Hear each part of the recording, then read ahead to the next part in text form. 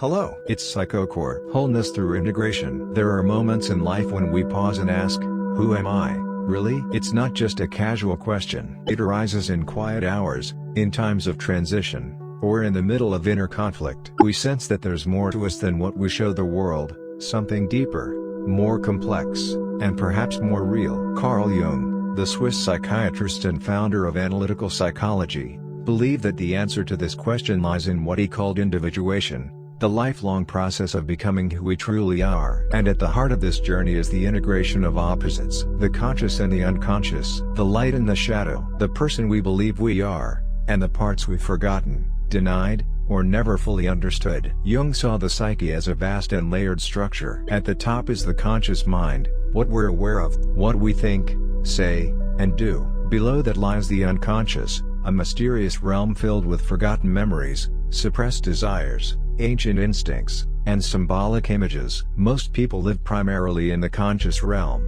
We navigate daily life with logic and reason, doing what is expected of us. But underneath, the unconscious is always active, shaping our emotions, our dreams, and our decisions in ways we don't even realize. When we ignore this hidden realm, we become fragmented. We act in ways that don't align with our deeper needs. We suffer from anxiety, depression, or a haunting sense of emptiness. But when we begin to explore and integrate the unconscious, we move toward psychological wholeness. We begin to reclaim all the lost parts of ourselves. And that, Jung believed, is the true path to self-realization. The unconscious speaks in symbols. It shows up in our dreams, our fantasies, our slips of the tongue. It lives in myths and fairy tales. It hides behind our projections, those moments when we react strongly to someone without knowing why. Often, what we reject in others is a reflection of something we haven't accepted in ourselves. One of Jung's key concepts is the shadow, the dark, hidden side of our personality. These are not necessarily bad traits. They are simply parts of us we've disowned. A kind person may carry an aggressive shadow. A confident person may carry a deeply insecure one.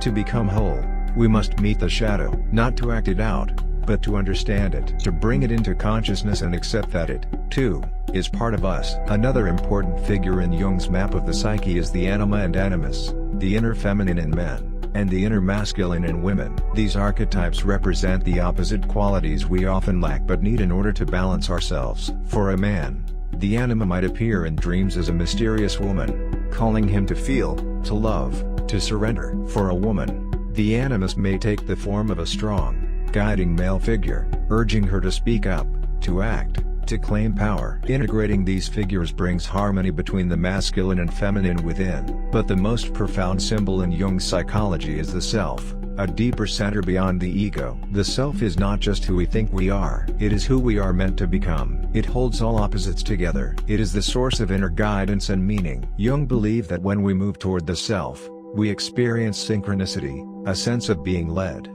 a feeling that life is unfolding in a meaningful way. How do we approach this integration in practice? It begins with attention. Paying attention to dreams, listening to our emotions, watching our patterns, asking ourselves why certain things trigger us. Jung encouraged active imagination, a dialogue with inner images, a creative exploration of the unconscious through art, writing, or visualization. Therapy can help too, but so can solitude, nature, reflection, anything that brings us closer to our inner world. It also requires courage. Meeting the unconscious means facing what we've avoided, the pain, the confusion, the parts of our past we'd rather forget. But as Jung wrote, there is no coming to consciousness without pain. And the reward is great. The more we understand ourselves, the more authentic we become. We stop chasing roles that don't fit us. We stop blaming others for what's unresolved in us. We begin to live in alignment with our values, our truth, and our deepest potential. This process doesn't happen all at once. It unfolds over time, sometimes slowly, sometimes through crisis, sometimes through love. The path is different for everyone, but the direction is the same, inward, toward wholeness. In a world that prizes surface and speed,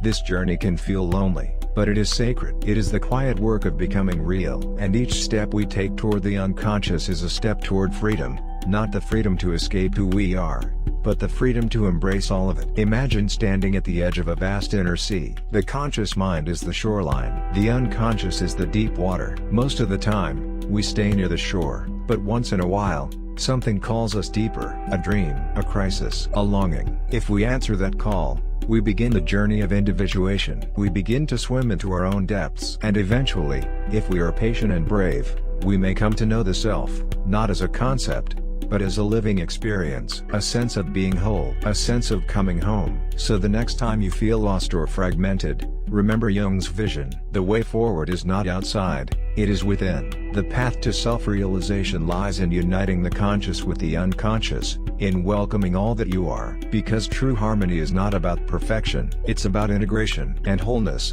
real wholeness, is not something we find, it's something we become.